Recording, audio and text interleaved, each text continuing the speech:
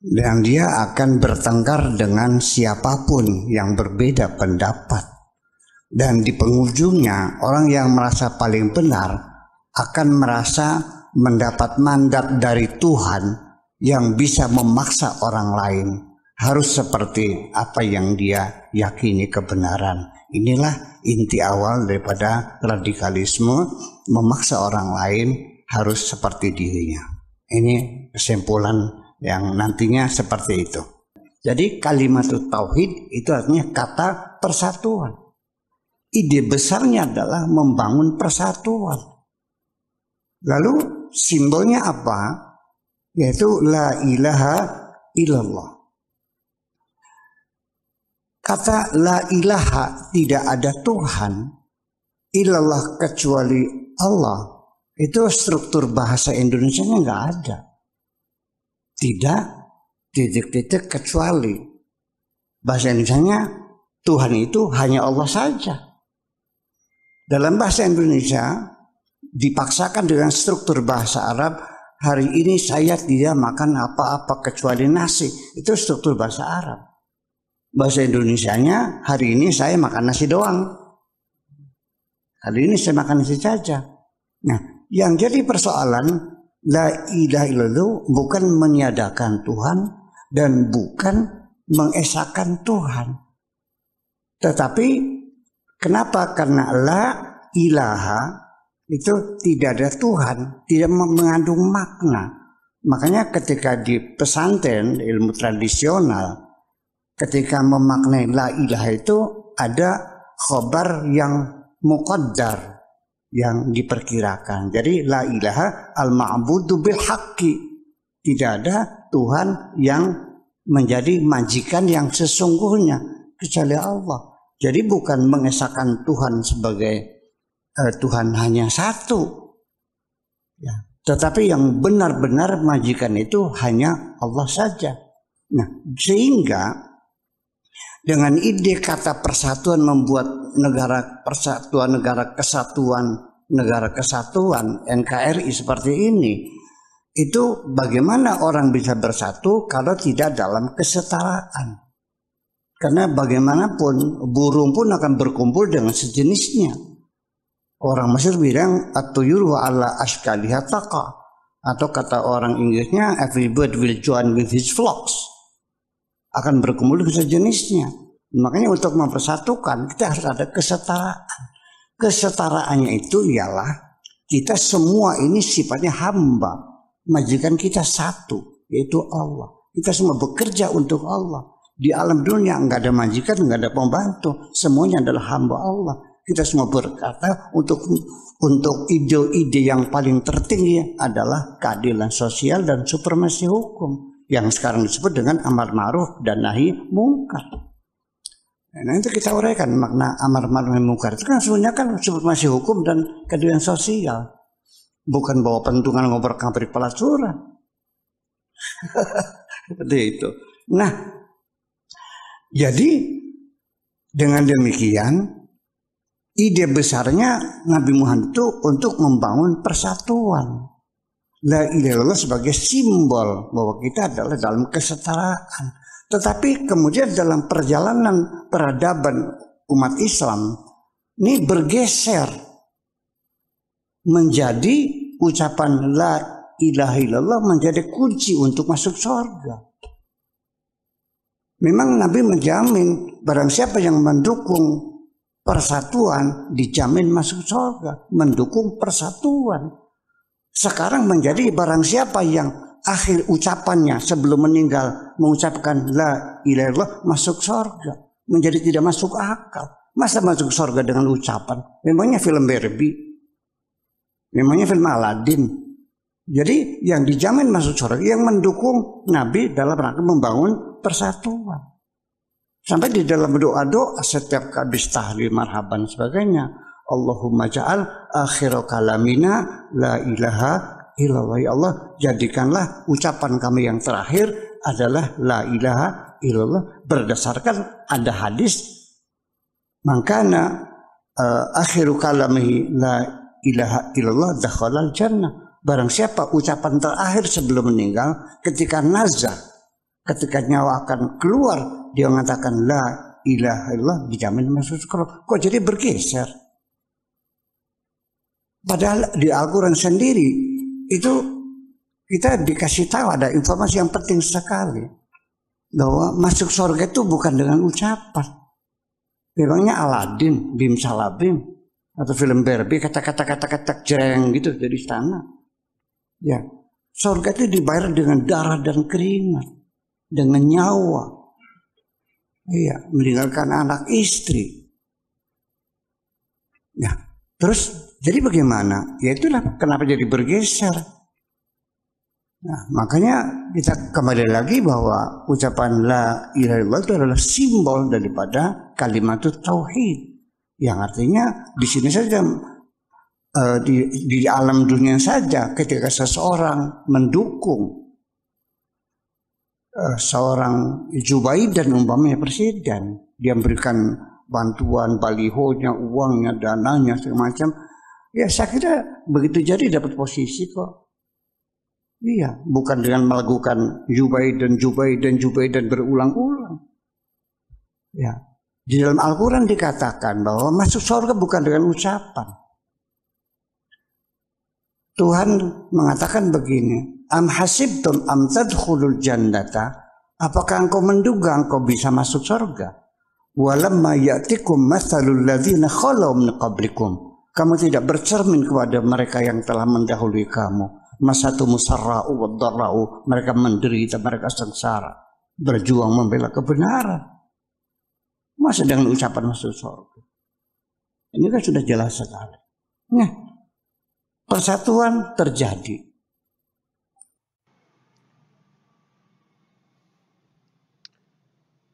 Assalamualaikum warahmatullahi wabarakatuh. Bismillahirrahmanirrahim. Selamat siang. Kali ini saya ingin membahas tentang beberapa hal yang akhir-akhir ini sedang viral di media sosial terkait dengan pernyataan Buya Syakur waktu waktu melakukan ceramah dalam forum moderasi beragama di Mabes Polri. Ini ada beberapa tuntutan ya yang menurut khalayak umum itu menyesatkan katanya. Setelah mendengar informasi ini yang katanya lagi viral dan menyesatkan, saya mencoba browsing apa sih pernyataan-pernyataan dari Buya Syakur yang dianggap menyesatkan ini. Dan di sini saya sudah mengumpulkan beberapa poin yang dianggap menyesatkan oleh sebagian orang, gitu. Mungkin langsung saja. Di sini saya sudah mencatat katanya ada 14 poin, katanya cukup banyak ya, yang dianggap menyesatkan. Ini pun tetapi ketika saya mendengarkan isi ceramahnya Buya Syakur secara lengkap, dan saya cukup cukup sering ya mengikuti ceramah-ceramahnya Buya Syakur. Ya, kalau melihat dari kapasitas keilmuan Buya Syakur, itu seorang yang memang memiliki pengetahuan yang luas dan analisis sejarah yang juga memiliki analisis sejarah yang tajam dan juga punya banyak referensi tentang sejarah itu. Ketika saya melihat dari sosok Buya Syakur, oke, langsung saja. Katanya poin yang pertama ini yang dipermasalahkan itu berkaitan dengan Nabi Muhammad tidak pernah merasa benar. Ini yang diungkapkan oleh Buya Syakur yang katanya ini menyesatkan. Apakah benar Nabi Muhammad itu tidak pernah merasa benar? Gitu. Nah, kalau dari yang diungkapkan oleh Buya Syakur, sebenarnya bukan Nabi Muhammad ini merasa benar dan orang lain itu salah. Itu tidak. Tapi yang lebih tepatnya adalah bahwa pemilik kebenaran itu Allah. Nah, sedangkan Nabi Muhammad ini karena posisinya sebagai Nabi dan Rasul, kemudian dititipi kebenaran oleh Allah, sehingga kebenaran yang dimiliki oleh Nabi itu punya Allah. Dan Nabi Muhammad secara pribadi, kalau tidak ada pertolongan dari Allah, ini nggak mungkin benar. Tapi kan yang menjadi persoalan, Nabi ini seorang Nabi dan Rasul yang dititipi wahyu, dititipi mukjizat, dititipi ilmu pengetahuan, yang itu bersumber dari Allah. Maka kebenarannya itu milik Allah, bukan milik Nabi secara pribadi. Kalau Nabi secara pribadi itu ya makhluk. Apa sih makhluk? Kalau tidak diberikan ya tidak punya apa-apa. Dan Buya Sakur sebenarnya ingin mengungkapkan itu, bahwa yang punya kebenaran itu Allah gitu loh. Dan kita sebagai manusia, ya termasuk juga Nabi, itu ingin selalu berusaha menempatkan diri itu selalu di tengah-tengah. Selalu di tengah-tengah, bahwa kebenaran itu milik Allah dan kita ada di tengah-tengah. Jangan sampai kita mengklaim bahwa kebenaran ini milik kita gitu loh. Itu yang diungkapkan oleh Buya Sakur, saya kira dari poin yang pertama dari apa yang beliau sampaikan. Kemudian yang kedua itu terkait dengan kalimat tauhid. Dalam kalimat tauhid yang katanya yang pertama kalimat tauhid itu kalimat pemersatu umat, bukan la ilaha illallah. Ini sekali lagi saya sampaikan, Buya Sakur, saya melihat sosok Buya Sakur itu orang yang berwawasan dan memiliki analisis yang cukup mendalam, gitu. Sehingga kalau diartikan secara akal pendek, ini tentu saja banyak yang menolak, gitu.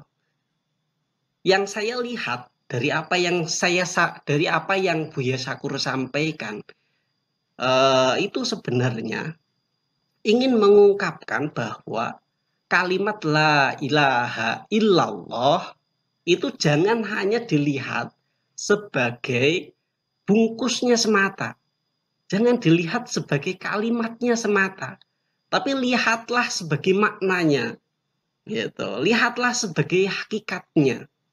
Karena kalau berbicara tentang hakikat, tentu saja itu pasti akan selalu membutuhkan pemikiran-pemikiran yang panjang. Dan saya juga tidak membenarkan ataupun urusan kebenaran tentang la ilaha illallah, tentu saja saya juga tidak bisa mengklaim bahwa siapapun yang berstatement itu pasti benar. Itu tidak. Tetap kebenaran itu milik Allah. Tetapi setiap orang itu dengan kapasitasnya mencoba untuk merepresentasikan, mencoba untuk memahamkan kalimat-kalimat la ilaha illallah ataupun kalimat-kalimat tauhid yang lain. Nah, Buya Sakur itu ingin menyoroti bahwa la ilaha illallah itu jangan dilihat sebagai la ilaha illallah kemudian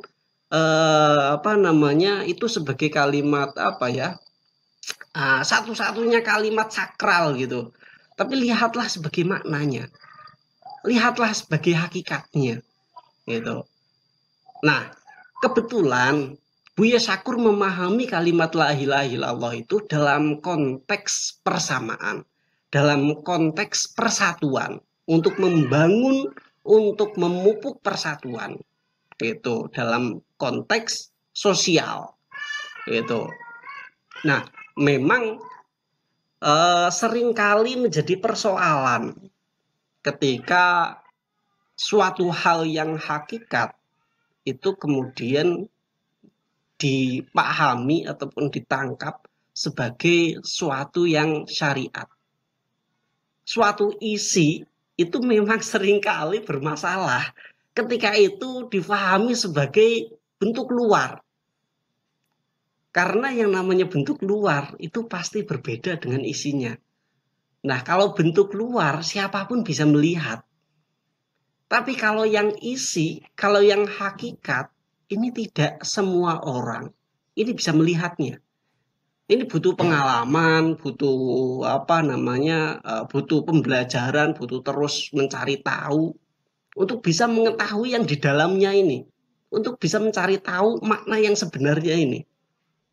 Nah, kebetulan Buya Syakur itu mengungkapkan dengan konteks sosial bahwa la ilaha illallah itu dalam konteks persatuan, dan saya kira itu tidak ada menjadi masalah gitu. Walaupun kalimat la ilaha illallah itu juga memiliki konteks sebagai tauhid. Nah, ini mungkin yang oleh Buya Syakur sendiri ini kurang dijabarkan hubungan antara konteks sosial dan konteks tauhidnya. Tapi dengan waktu yang terbatas dan juga dengan kondisi yang terbatas, juga mungkin kelupaan menghubungkan ini. Tapi saya kira konteks la ilaha illallah ini memang tidak sesederhana seseorang mengucapkan la ilaha illallah. Itu memiliki banyak dimensi. Dari mulai ketauhidan, kemudian sosial, politik, akhlak, dan lain sebagainya. Itu selalu terhubung. Itu memiliki dimensinya masing-masing. Dan kebetulan Buya Syakur ini hanya menyoroti satu dimensi saja. Gitu. Dan kebetulan kebanyakan orang kan hanya menyoroti la ilaha illallah dari sudut pandang yang luarnya saja. Gitu. Nah, kemudian yang ketiga, ini yang katanya juga sesat, la ilaha illallah menjadi kunci masuk surga tidak masuk akal. Ini kalau saya wallahu alam lah, urusan kebenaran tetap wallahu alam. Kita tidak tahu urusan kebenaran, tetapi yang saya pandang dari isi ceramahnya Buya Syakur itu memang surga itu tidak murah gitu. Tidak cukup seseorang itu mengucapkan la ilaha illallah kemudian bisa masuk surga. Walaupun ketika punya hatinya mengucapkan la ilaha illallah secara ikhlas, itu ada ada pengakuan lah, punya tiket untuk masuk surga. Tapi mungkin ini yang cukup dianggap kontroversi itu yang katanya la ilaha illallah itu tidak masuk akal.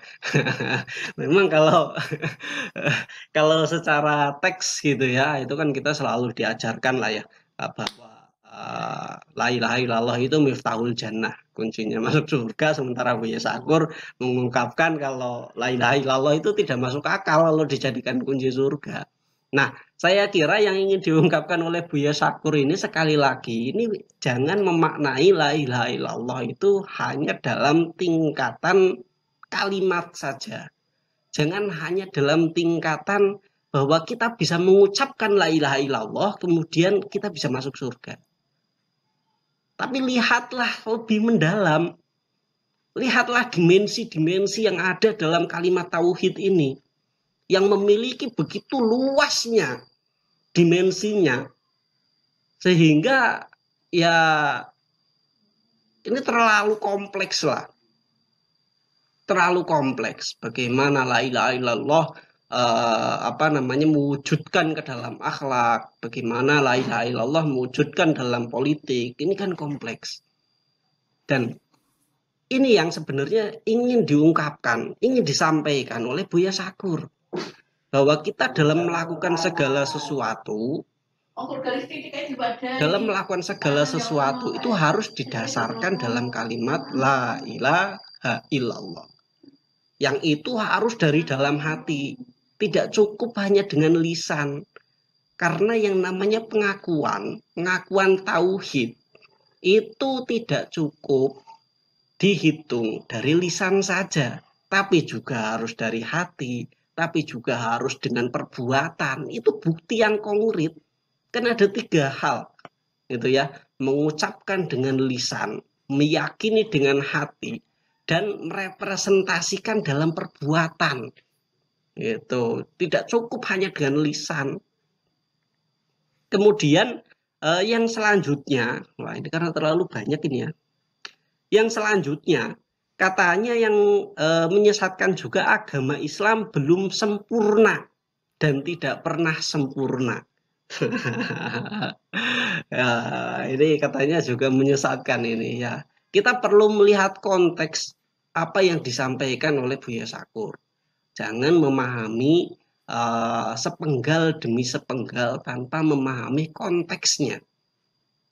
Kan di situ dalam ceramahnya, dalam ceramah Buya Sakur itu diungkapkan bahwa ayat yang diturunkan kepada Nabi Muhammad yang mengungkapkan bahwa telah dicukupkan Islam dan nikmat sebagai agama yang sempurna, itu diungkapkan sebagai tugas kenabian. Tugas kenabian memang sudah sempurna. Dalam artian konsep keislaman, konsep keilmuan Islam itu memang sudah sempurna pada masa Nabi Muhammad. Sudah diberikan kepada Nabi Muhammad. Tetapi kalau berbicara tentang Islam secara luas tentu saja tidak mungkin sempurna. Karena ya memang ajarannya sudah sempurna, pemahamannya sudah sempurna, yang itu ada dalam diri Nabi. Tapi bagaimana dengan yang lain? Ini kan nggak mungkin sempurna yang lain itu. Yang sempurna itu Nabi. Sementara umatnya belum tentu 100% sesempurna Nabi. Itu.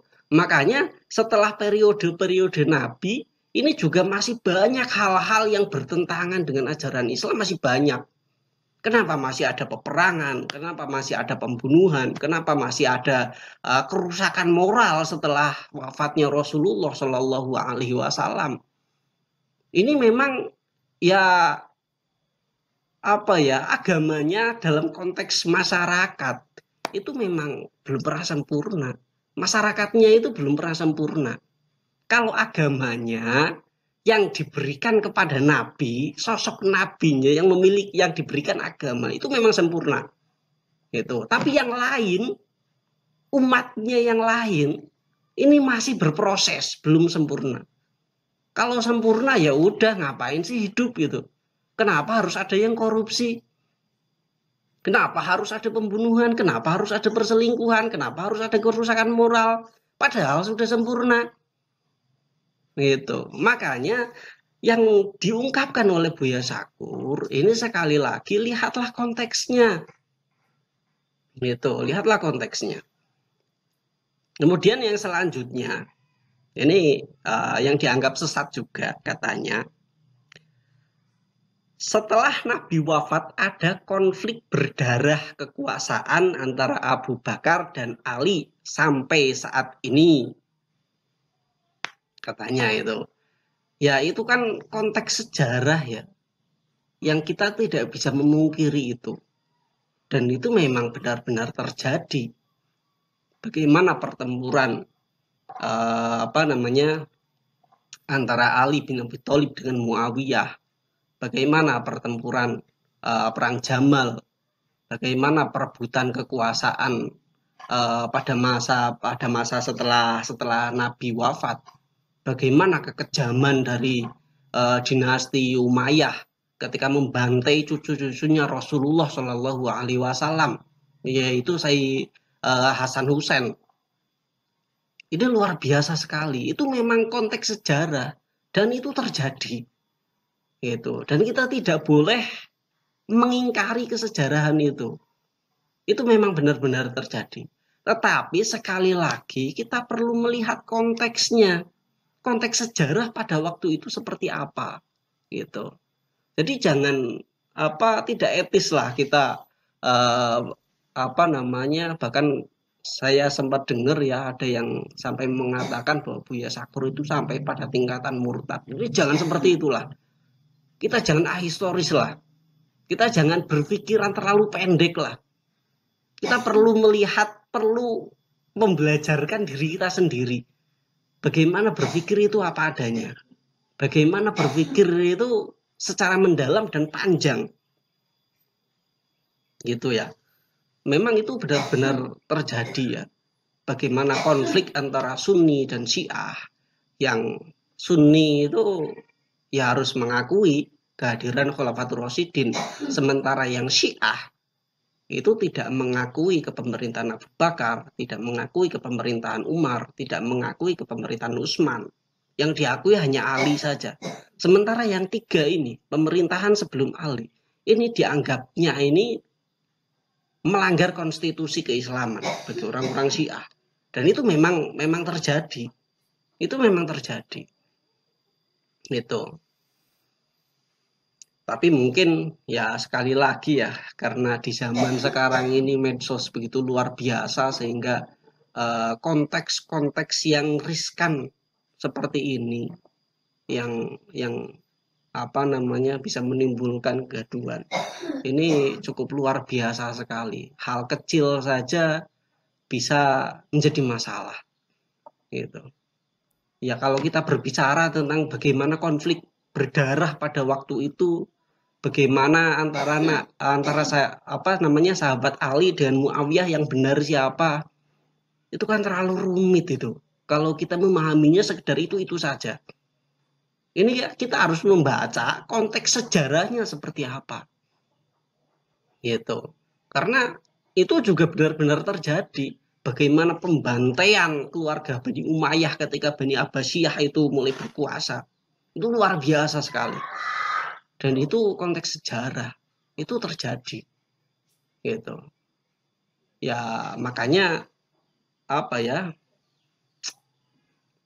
kita perlulah untuk selalu berusaha memahami Islam itu yang hakikatnya seperti apa.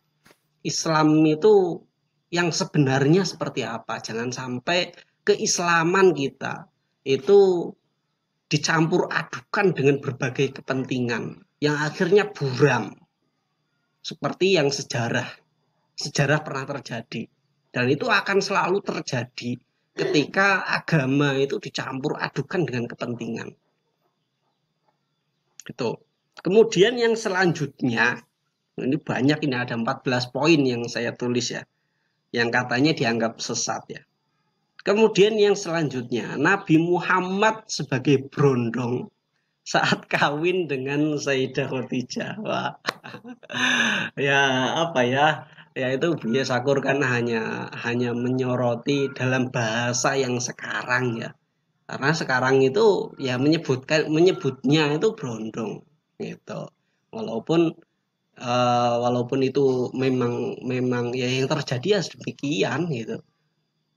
Ketika Rasulullah menikah, Rasulullah berumur 25 tahun dan Sayyidah Khadijah berumur 40 tahun. Bahasa sekarang berondong gitu. Walaupun ketika disematkan ke dalam sejarah itu memang menimbulkan permasalahan moralitas. Apakah kita pantas atau tidak menyebut Nabi Muhammad sebagai berondong dengan bahasa yang sekarang. Ya, kalau bahasa sekarang kan berondong itu bahasanya lebih kayak manusia biasa gitu, padahal itu kan nabi. Tapi kalau berbicara tentang kebenaran, ya itulah yang terjadi. Dan itu tidak jadi persoalan kok. Nabi Muhammad memang 25 tahun ketika menikah. Sayyidah Khadijah memang 40 tahun ketika menikah, seorang janda. Dan itu selama ini tidak menjadi persoalan kok. Itu hanya persoalan bahasa saja yang diungkapkan oleh Buya Syakur dengan bahasa yang sekarang gitu. Dan saya kira ini tidak ada persoalan lah, hanya persoalan gaya bahasa saja dan gaya bahasa yang sekarang. Nah kemudian yang selanjutnya itu katanya Sayyidah Khadijah pengikut Nasrani karena tidak mau dimadu dan berkonsultasi dengan pendeta Nasrani Warokah bin Naufal ketika Nabi pertama kali mendapatkan wahyu. Ini katanya juga dianggap sesat. Itu ya tentang Sayyidah Khadijah ini beragama Nasrani. Saya juga wallahu a'lam, dan saya kira Buya Syakur juga tidak mengungkapkan secara jelas bahwa Siti Khadijah ini seorang Nasrani. Tidak, Buya Syakur tidak mengungkapkan, hanya mencoba mengajak berpikir dengan analisis kejadian-kejadian pada waktu itu, gitu, yang lebih mendekatkan kepada agama Nasrani. Itu. Tetapi kita juga perlu memahami konteks pada waktu itu. Pada waktu itu memang ajaran nama tentang agama Islam ya dikenalkan Rasulullah. Itu. Sebelumnya itu Nasrani itu juga ada yang benar. Ada yang benar. Dan dikatakan Warokoh bin Naufal ini masih dalam konteks Nasrani yang lurus mengikuti ajaran-ajarannya Nabi Isa. Itu. Yang masih memiliki sesambungan dengan ajaran-ajarannya Nabi Isa. Yang mengikuti nubuah-nubuahnya Nabi Isa. Seperti dikatakan semisal ciri-ciri kenabian besok akan muncul nabi baru gitu yang bernama siapa entah diungkapkan entah tidak, itu saya agak lupa ya. Tetapi yang intinya mengungkapkan tentang kenabian Rasulullah. Dan itu Nasrani itu memang punya referensi itu. Dan bagi orang-orang Nasrani yang lurus, yang mengikuti ajaran-ajaran Nasrani yang benar dan yang mengikuti ajaran-ajaran Yesus pada waktu itu tentang ajaran ketauhidan yang mengungkapkan bahwa Yesus itu bukan Tuhan tapi nabi. Itu masih meyakini itu tentang ini ciri-ciri kenabian besok akan menjadi nabi. Gitu. Tetapi terkait dengan Siti Khotijah yang beragama Nasrani itu memang Buya Syakur tidak mengungkapkan secara langsung, hanya mencoba mengajak berpikir dengan analisis kejadian rentetan kejadian yang Siti Khotijah tidak di madu, kemudian pamannya Warokoh bin Naufal seorang pendeta Nasrani itu lebih dekat dengan Nasrani. Dan ketika umat Islam itu mendapatkan perlakuan diskriminasi di Mekah, itu kemudian hijrah ke Habsyi yang notabene-nya di sana beragama Nasrani. Itu sehingga dari beberapa analisis itu ya ada kemungkinan, hanya kemungkinan saja, Walaupun kita juga tidak bisa menyoroti bahwa kemungkinan agama Nasrani ini masuk ke neraka. Apakah Warokoh bin Naufal itu masuk neraka? Apakah agama Nasrani sebelum Rasulullah diutus itu tidak ada Nasrani yang lurus? Itu kan kita nggak tahu, Wallahu a'lam. Dan kita yakin bahwa Nabi Isa itu benar. Pengikut-pengikutnya yang mengikuti Nabi Isa itu juga benar. Karena apa yang disampaikan oleh Nabi Isa itu juga merupakan wahyu dari Allah Subhanahu wa taala. Ajaran-ajarannya pun ajaran-ajaran tauhid sama dengan Islam. Karena Tuhannya juga sama kok. Yang memberikan wahyu juga sama. Makanya kalau benar mengikuti ajaran-ajaran Nabi Isa nggak ada persoalan. Sama Islam nggak ada persoalan. Karena memang sudah sejalan kok. Sudah sejalan. Nggak ada persoalan. Kemudian yang selanjutnya ini katanya Umar seperti Hitler mengusir habis Yahudi. Ini diungkapkan, katanya ini juga menyesatkan. Sekali lagi kita perlu melihat konteksnya. Konteks kejadian pada waktu itu. Memang ketika masa Rasulullah, Yahudi semuanya itu diayomi di Madinah itu. Semuanya dianggap.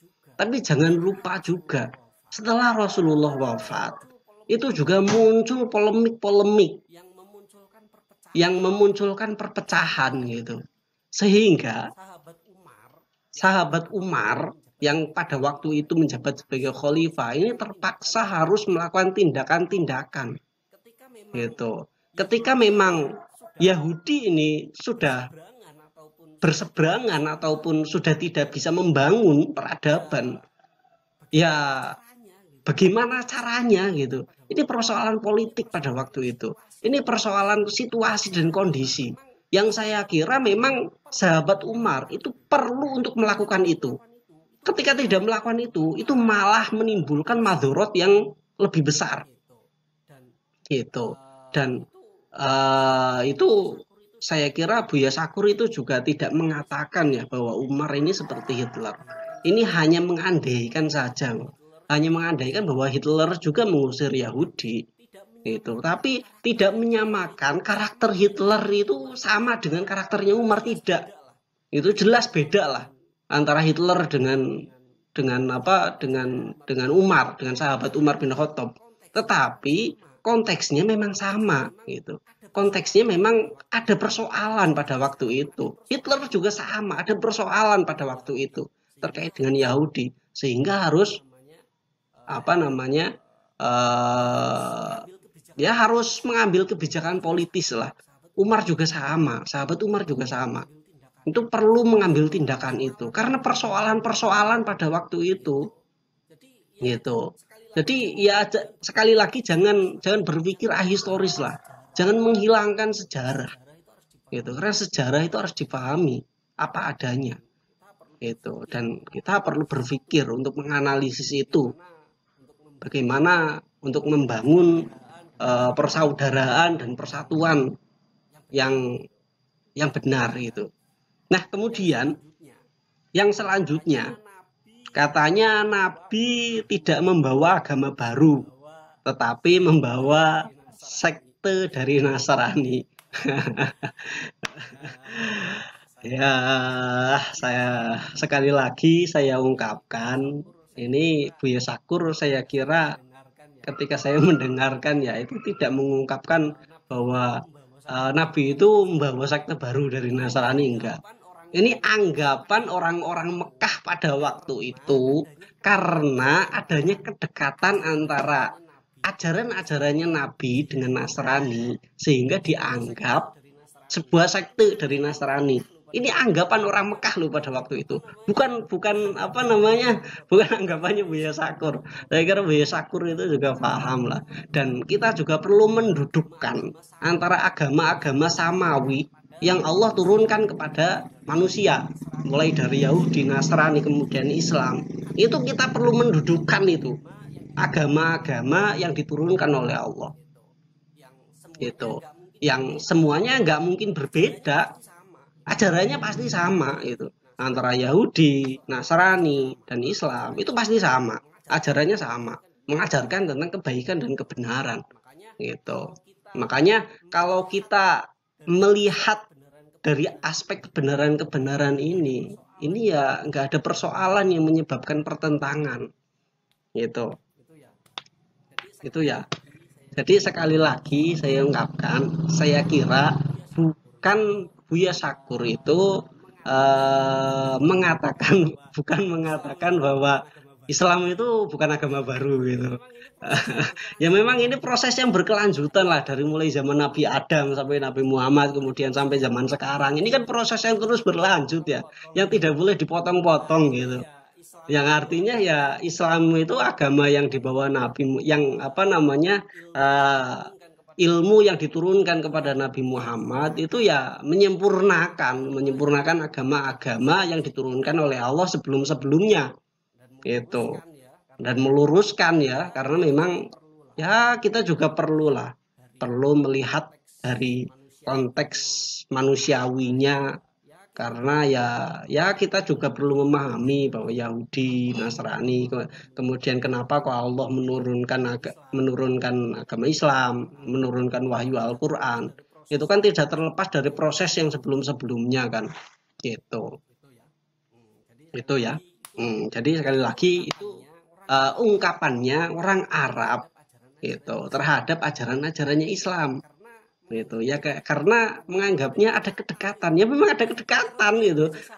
Karena Tuhannya aja sama kok aslinya, antara Tuhannya Nabi Isa dengan Tuhannya Nabi Muhammad ya tentu saja sama, nggak mungkin beda gitu. Tapi terkait dengan pembiasan ajaran Kristiani itu kan di luar konteks lah, itu di luar konteks itu. Oke, yang selanjutnya agama memang berbeda. Tapi agama mana yang masuk surga? Hanya hak Allah. Ya itu memang suatu realita, saya kira. Itu suatu realita bahwa surga itu haknya Allah. Siapapun yang ingin dimasukkan ke dalam surga, yaitu urusannya Allah, bukan urusan kita. Kita ya hanya bisa mengikuti ajaran-ajaran Allah yang diturunkan kepada Nabi Muhammad, kemudian diajarkan kepada para sahabat, kemudian diajarkan lagi kepada para tabi'in, kemudian diajarkan kepada ulama dan ulama sampai pada zaman sekarang. Kita hanya bisa mengikuti itu. Yang kita harus bisa meyakini bahwa ajaran-ajaran Islam yang diturunkan turun-temurun ini dari Allah. Gitu. Sehingga ya urusan siapa yang masuk surga ya urusan siapa? Ya urusan Allah lah.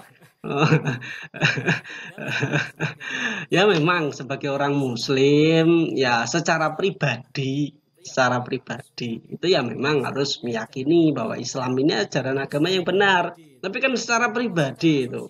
Kalau secara sosial ketika berhadapan dengan perbedaan agama, ya tidak etis lah ketika Islam merasa paling benar, kemudian Kristen merasa paling benar, kemudian menyalahkan Islam, kemudian Hindu, Buddha juga menyalahkan Islam. Ya nggak akan terjadi yang namanya persatuan. Gitu. Sedangkan Nabi Muhammad sendiri itu yang dibangun ya persatuan gitu. Seperti yang diungkapkan oleh Buya Sakur, memang Nabi Muhammad mengajarkan tentang perbedaan gitu, mengajarkan tentang peperangan. Walaupun Nabi Muhammad itu ya perbedaan itu ada, memang jelas perbedaan itu ada, peperangan itu pernah terjadi. Tapi Nabi Muhammad tidak pernah mengajarkan bahwa orang Islam itu harus perang dalam semua kondisi. Perang bisa terjadi tapi dalam kondisi-kondisi khusus. Gitu. Dan itu dalam rentang waktu kenabian antara perang dan tidak perangnya itu lebih banyak yang damainya daripada yang perangnya. Perang itu dalam kondisi-kondisi khusus yang sangat tertentu, yang itu memiliki syarat-syarat. Gitu. Jadi tidak hanya asal kita mengartikan, kemudian kita merasa paling benar, kemudian perang Allahu Akbar, tidak seperti itu. Gitu. Karena efek dari perang itu sendiri itu menimbulkan persoalan yang luar biasa gitu. Ya, ketika tentara dibawa ke medan perang, kemudian meninggal berapa ratus atau berapa ribu, kemudian yang meninggal ini meninggalkan keluarga, yang tadinya di keluarga itu sebagai tulang punggung, kemudian bagaimana istri dan anak-anaknya yang tadinya memiliki orang yang menghidupi menjadi tidak memiliki. Ini kan menimbulkan persoalan ekonomi, persoalan akhlak, persoalan macam-macam, banyak sekali persoalan yang disebabkan oleh peperangan. Makanya ya itu urusan masuk surga itu ya haknya Allah. Gitu. Kemudian yang selanjutnya Islam, Yahudi, Nasrani asal beramal soleh bisa masuk surga. Sekali lagi urusan surga, wallahu a'lam. Gitu. Wallahu a'lam itu urusannya Allah. Apakah Yahudi dan Nasrani bisa masuk surga? Tanya saja sama Allah gitu. Lalu apa hubungannya lah? Kita kan yang penting kan ya seperti apa yang disampaikan lah. Kita yang penting beramal soleh, berbuat baik. Ya apa adanya lah, apa adanya. Kita yang penting meyakini apa yang kita terima, gitu. Nggak perlu aneh-aneh. Urusan masuk surga ya wallahu alam. Apakah kita juga bisa menjamin bahwa kita itu pasti tidak masuk neraka? Ya wallahu alam kan. Wallahu alam.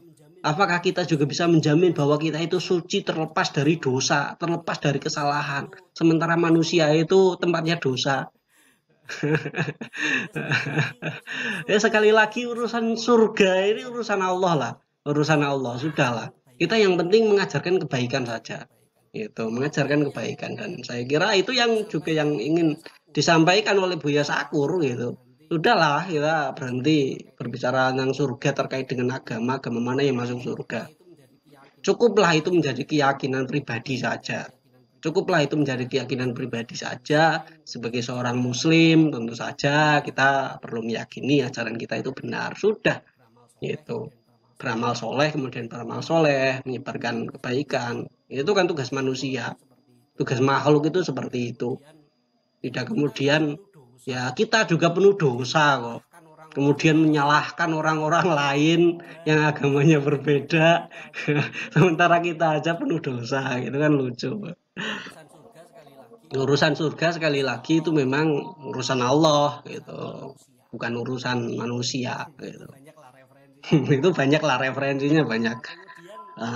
Kemudian yang selanjutnya, makna kafir adalah gelap mata, hasud, bakhil, takabur, dan lain-lain. Ya apa ya? Itu kan tafsir yang difahami oleh Buya Syakur gitu. Jadi dari beberapa referensi yang ada dalam Al-Quran, yang ada dalam hadis, itu memang kafir itu sebagai fa'il gitu, sebagai orang yang melakukan, dan nanti hubungannya sama kufur gitu. Kufur itu mengingkari nikmat Allah dan lain sebagainya lah, banyak lah, itu sudah disampaikan oleh Buya Syakur gitu.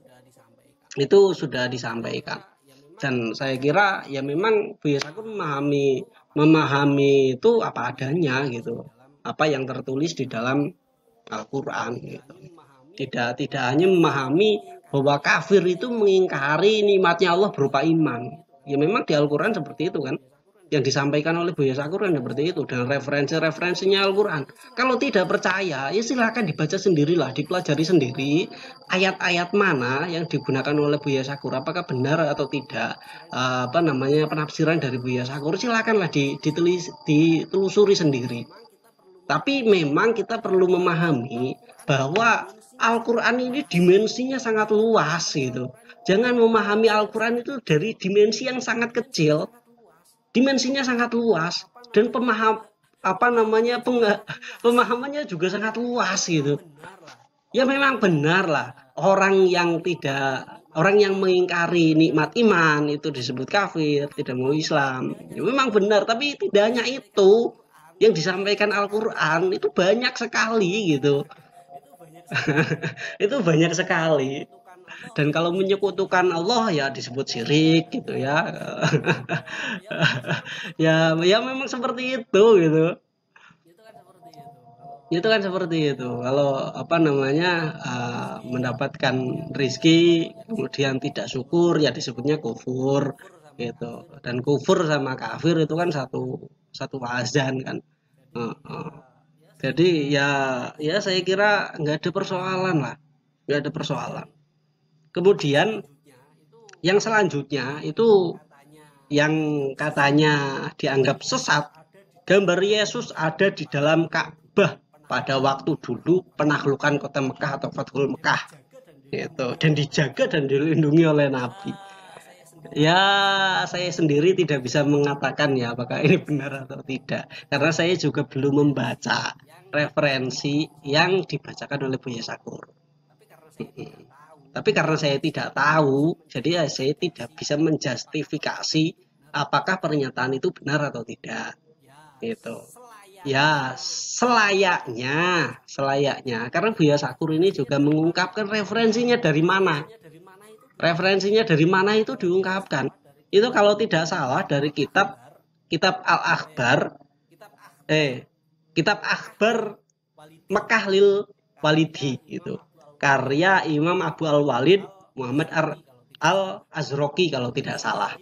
Gitu. Itu sudah diungkapkan referensinya. Apakah benar atau tidak dicek sendiri. Jangan langsung wah ini nggak mungkin ini. Loh, ini masalah mungkin atau tidak mungkin kan wallahu alam, karena kita belum pernah baca saja. Ya kalau tidak percaya, kalau tidak yakin, ya dibaca kitabnya, cari apakah ada referensi itu. Kalau memang tidak ada di referensi itu di dalam kitab Akhbar Mekah lil Walidi, ya kita boleh mengungkapkan bahwa Buya Syakur itu bohong. Tapi bagaimana jika di kitab itu ada? Bagaimana jika di kitab itu ada gitu? Ada cerita itu. Dan Buya Syakur sudah pernah membaca dan itu diberitahukan ini kitabnya loh. Gitu. Maka kalau ya baca kitabnya. Siapa tahu aja ada. Sehingga ya suudzon kita kepada Buya Syakur itu kan menjadi berkurang gitu. harusnya suudzon baik. Kemudian yang terakhir itu ungkapan malaikat itu bodoh dan Allah berkata jangan banyak bacot. Ini juga ya hanya ungkapan gaya bahasa saja ya. Ya memang kalau dibandingkan dengan Nabi Adam itu ya jelas lah dalam itu apa namanya dalam Al-Qur'an sudah dijelaskan. Itu Buya Sakur hanya mengungkapkan secara kasar saja. Secara kasarnya seperti itu gitu. Ya memang kalau dibandingkan manusia seperti itu kan. Malaikat kan ya kalau dibandingkan manusia ya cerdas manusia gitu. Itu yang menyebabkan manusia itu diberikan tugas sebagai khalifah fil ard gitu. Karena malaikat itu kalau nggak diberitahu ya nggak tahu gitu. Tapi manusia Nabi Adam ini punya kecerdasan yang luar biasa. Diberitahukan sedikit saja langsung paham banyak gitu. Nah, dan ya itulah itu apa namanya katanya Allah berkata jangan banyak bacot kepada malaikat. Ini hanya bahasa kasar saja lah. Saya kira itu tidak ada masalah ya. Tidak ada masalah. Memang ya apa adanya seperti itulah. Apa adanya seperti itu. Ya memang antara manusia dengan malaikat, ya memang cerdas manusia. Cerdas manusia. Tapi potensi manusia itu juga memiliki banyak sekali potensi. Mulai dari potensi yang baik, yang biasa, yang sedang sampai kerusakan mulai kerusakan yang ringan, yang sedang sampai yang berat itu punya potensi. Gitu. Jadi ya biasa sajalah. Yang penting kita mengembangkan diri. Nah, dan apa namanya ya yang diungkapkan oleh Buya Sakur kan sebenarnya bahwa ya manusia sama malaikat potensi kecerdasan dan kebaikannya lebih besar manusia gitu. Tapi juga jangan lupa gitu. Manusia itu juga punya potensi kerusakan yang luar biasa. Tapi ketika berbicara tentang potensi kecerdasan ataupun potensi pembangunan, ini ya bisa melebihi malaikat gitu. Ya kalau cerdasnya malaikat, kenapa yang jadi khalifah nggak malaikat saja kan gitu. Dan itu juga tercantum dalam Al-Quran. Kalau nggak percaya ya sekali lagi banyak-banyak baca lah. Tapi ya memang apa ungkapan yang disampaikan oleh Buya Sakur itu banyak sekali yang dengan bahasa-bahasa masa kini dan bahasa-bahasa yang agak kasar gitu ya. Sehingga mungkin bagi sebagian orang yang memang tidak suka dengan ajaran-ajaran yang seperti ini langsung kebakaran jenggot gitu langsung itu padahal secara esensi ya memang gak ada masalah saya kira gitu. Nah demikianlah apa namanya demikianlah sekiranya yang dipersoalkan dalam viralnya isi ceramah Buya Sakur gitu. Memang ya perlulah entah itu saya atau Buya Sakur atau siapapun itu orangnya itu terus memperbaiki diri gitu. Ya wajar lah manusia itu kan wajar lah ya. Apa namanya ada kekurangan sedikit-sedikit tapi saya yakin gitu. Saya yakin kalau berbicara tentang ilmu, kalau berbicara tentang pengalaman antara saya dengan Buya Sakur itu jauh berbeda gitu. Walaupun saya juga meyakini gitu. Saya juga meyakini semua manusia itu punya potensi. Punya potensi untuk salah, punya potensi apa namanya? Ya macam-macam lah ya. Tidak ada yang sempurna artinya.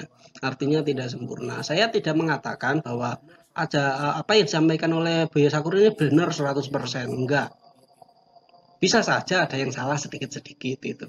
Tapi kalau dibandingkan dengan saya, ya ilmunya jauh beda lah, pengalamannya jauh beda, dan ya kita juga perlu melihat konteks itu kan, konteks itu, gitu. Perlu melihat konteks ilmuwan Buya Sakur itu seperti apa sih, kemudian track record pendidikannya seperti apa sih, kenapa ajaran-ajarannya seperti itu, gitu.